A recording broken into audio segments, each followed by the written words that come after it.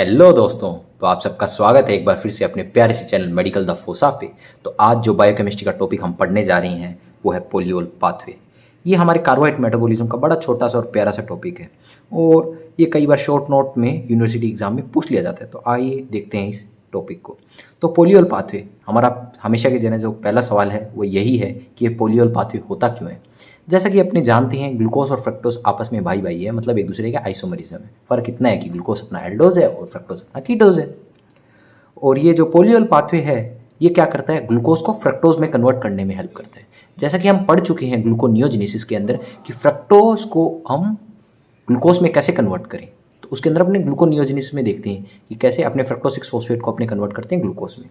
यहाँ हम देखेंगे ग्लूकोज को फ्रक्टोज में कन्वर्ट करते हैं। ठीक है, तो ये एक 2 स्टेप का प्रोसेस होता है जिसके अंदर अपने पहले ग्लूकोज को रिड्यूस करते हैं फिर उसको ऑक्सीडाइज कर देते हैं। ठीक है, तो ग्लूकोज को रिड्यूस करेंगे तो क्या बनेगा, ग्लूकोज अपने जानते हैं क्या एक एल्डिहाइड है और एक एल्डिहाइड को जब रिड्यूस करते हैं तो क्या बनता है, एक अल्कोहल बनता है।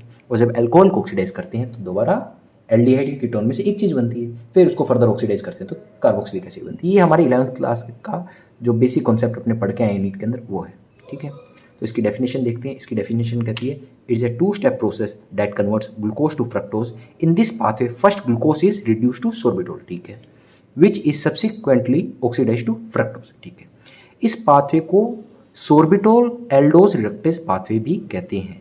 ठीक है, ये इसमें जो एंजाइम यूज होता है उसकी वजह से इसका नाम ऐसा रखा गया। ठीक है, तो इसकी रिएक्शन क्या है, ग्लूकोज क्या है अपना एल्डिहाइड, ठीक है, इसको अपने कन्वर्ट किया एल्कोहल, फिर ये कन्वर्ट हुआ कीटोज। यहाँ पे enzyme aldose reductase, aldose reductase. ठीक है, यहाँ एंजाइम हुआ सोर्बिटोल डिहाइड्रोजिनेज। ठीक है, यहाँ पे एक NADPH कन्वर्ट हुआ NADP में और यहाँ पे एक NAD प्लस कन्वर्ट हुआ NADH में। हुआ ये कि जैसा कि अपने जानते हैं कि NAD है, NAD प्लस वो हाइड्रोजन को लेता है, तो यहाँ पे सोर्बिटोल है जो कि एक अल्कोहल है। अल्कोहल में से एक हाइड्रोजन ग्रुप रिमूव करेंगे तभी तो वो आगे जाके कीटोज बनेगा, इसलिए यहाँ पे NAD प्लस एक हाइड्रोजन ग्रुप लेने आया है। ठीक है, और यहाँ पे अगर जब एल्डिहाइड से अल्कोहल बनाते तब हमें एक हाइड्रोजन ग्रुप चाहिए था जो NADPH डोनेट करता है। ठीक है, अब इसका एक बार ऑर्गेनिक केमिस्ट्री का पार्ट भी देख लेते हैं ताकि आपका कॉन्सेप्ट और ज़्यादा क्रिस्टल क्लियर हो जाए। जैसे कि जानते हैं आप, ये ग्लूकोज का स्ट्रक्चर है। ठीक है, अब ये ग्लूकोज है, इसको अपनों ने रिड्यूस किया तो क्या बना, सोर्बिटोल। ये क्या है, सोर्बिटोल। ये अपना एल्डिहाइड था, इसको रिड्यूस किया, सोर्बिटोल बन गया। ठीक है, अब सोर्बिटोल को दोबारा अपने करते हैं ऑक्सीडाइज, तो ये बन जाता है क्या, फ्रक्टोज, जो कि कीटोज है। आपके मन में एक सवाल आएगा कि सर हमने अभी जब ग्लूकोज था जो कि एक एल्डिहाइड था उसको रिड्यूस किया, अल्कोहल बना सोर्बिटोल, तो दोबारा ऑक्सीडाइज करेंगे तो ग्लूकोज क्यों नहीं बनेगा, वो फ्रक्टोज क्यों बना। तो इसका जवाब ये है कि हाँ माय डियर, जब अपने सोर्बिटोल को दोबारा ऑक्सीडाइज करेंगे तो वो ग्लूकोज भी बना सकता है और फ्रक्टोज भी बना सकता है। कैसे, एक्चुअल में जो अपना फ्रक्टोज होता है, जब अपने इसको रिड्यूस करते हैं ना तो 2 चीज़ें बनती है, मैनिटोल भी और सोर्बिटोल भी। लेकिन जब ग्लूकोज को रिड्यूस करते हैं तो सिर्फ अपना सोर्बिटोल बनता है। ठीक है, ऐसा क्यों होता है, क्योंकि ये जब रिड्यूस होगा फ्रक्टोज तो ये कायरल कार्बन बन जाएगा और कायरल कार्बन को जब ऑक्सीडाइज करेंगे तो OH इधर भी जुड़ सकता है उधर भी जुड़ सकता है, इसलिए मैनिटोल या सोर्बिटोल दोनों बन सकती है। अगर आपको ये कॉन्सेप्ट क्लियर है तो कोई बात नहीं, अगर नहीं है तो बस इतना आप याद कर लें कि ग्लूकोज को रिड्यूस करेंगे सोर्बिटोल में, सोर्बिटोल कन्वर्ट होगा फ्रक्टोज में, दैट्स इट। ओके, ये बेसिक हो गया इस पाथवे का। ठीक है, अब आगे इससे जुड़े और पॉइंट्स हम देखते हैं। As we know fructose is present in semen which is given by seminal vesicle. ठीक है, तो वहाँ ये पोलियोल पाथवे होता है। इस पॉइंट को ऐसे समझे कि जैसे कि अपने जानते हैं कि 12th क्लास के अंदर अपनों ने पढ़ा था कि जो अपना सीमन होता है, सीमन क्या होता है एक्चुअल में, स्पर्म प्लस जो साइड के प्रोडक्ट्स होते हैं, सेमिनल वेसिकल देता है और प्रोस्टेट ग्लैंड देते हैं, तो अपना सीमन होता है। सीमन के अंदर अपने फ्रक्टोज भी प्रेजेंट होता है। फ्रक्टोज कौन देता है, सेमिनल वेसिकल। सेमिनल वेसिकल का फ्रक्टोज कहाँ से आता है, उसकी खुद की दुकान थोड़ी है। वो क्या करता है कि ग्लूकोज को कन्वर्ट कर देता है फ्रक्टोज में और वहाँ पे यही पोलियोल पाथवे होता है। ठीक है, तो उसकी वजह से क्या होगा, अपना ग्लूकोज कन्वर्ट होगा फ्रक्टोज में और फ्रक्टोज अपना सीमन को अपने दे देंगे। ठीक है, सीमन की फॉर्म में दे देंगे स्पर्म को। ठीक है, polyol pathway is active in eye, kidney, peripheral nerves and seminal vesicle. ठीक है, तो पोलियोल पाथवे अपना आई में, किडनी में, पेरिफेरल नर्व्स में, सेमिनल वेसिकल में वहाँ होगा। But this pathway is inactive in liver. Liver basically अपना मेनली ग्लूकोज मेटाबॉलिज्म को रेगुलेट करता है, ये हम आने वाली वीडियोज़ में भी देखेंगे और आई थिंक आपको पता भी होगा। इसलिए लीवर के अंदर ये पाथवे नहीं होता, बाकी जहाँ जहाँ फ्रक्टोज की ज़रूरत होती है तो वहाँ पे ये पोलियोल पाथवे होता है। ठीक है, आगे बढ़ते हैं, आगे देखते हैं। Glucose when converted into sorbitol can not diffuse out of cell.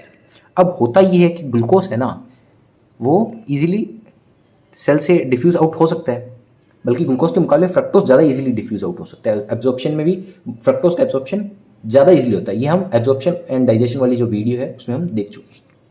ठीक है, अब तक आपने अगर वो वीडियो नहीं देखी तो आप हमारे चैनल पे वो वीडियो देख सकते हैं। तो होता ये है कि जो ग्लूकोज है जब वो सोर्बिटोल में कन्वर्ट हो जाता है तो एक पिंजरे के जैसे बंद हो जाता है पिंजरे, मतलब सेल मेम्ब्रेन के आउट इजीली नहीं जा सकता। तो जब हमने को ग्लूकोज को स्टोर करना है तो अपने सोर्बिटोल की फॉर्म में उसे रिड्यूस करके हम उसे स्टोर कर देंगे। तो ये तभी पॉइंट लिखा है, glucose when converted into sorbitol can not diffuse out of cell. Sorbitol is very poorly absorb from intestine. तो वेरी पुअरली एब्जॉर्ब होता है इंटेस्टाइन से। ठीक है, sorbitol normally present in islands. ठीक है, नॉर्मली कम मात्रा में प्रेजेंट होता है।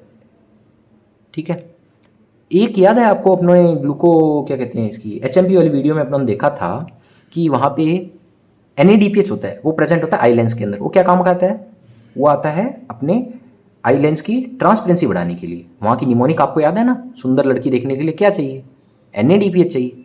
अगर आपने अब तक HMP की वीडियो नहीं देखी तो वो भी आप हमारे चैनल पे देख सकते हैं, आपको मिल जाएगी। ठीक है, तो सोर्बिटोल है नॉर्मली हमारी आईलेंस में प्रेजेंट होता है। सोर्बिटोल और NADPH अलग अलग कॉन्सेप्ट है। ठीक है, मिक्स मत होने देना। तो सोर्बिटोल है वो नॉर्मली प्रेजेंट होता है, लेकिन ये सोर्बिटोल है ये आईलेंस के लिए भयंकर है। भयंकर क्यों है, होता ये है कि ये सोर्बिटोल जाके आईलेंस में एक्यूमुलेट होता है और धीरे धीरे कैटरेक्ट हो जाता है। तो आइए अब देखते हैं डायबिटिक मेलिटस का केस क्या कहता है। डायबिटिक मेलिटस का केस ये कहते हैं कि जब डायबिटिक्स मेलिटस होगा तो पेशेंट के अंदर क्या होगा, ग्लूकोज सीरम लेवल पे बढ़ेगा। जब ग्लूकोज सीरम लेवल पे बढ़ेगा तो ग्लूकोज क्या होगा, एक्यूमुलेट होगा।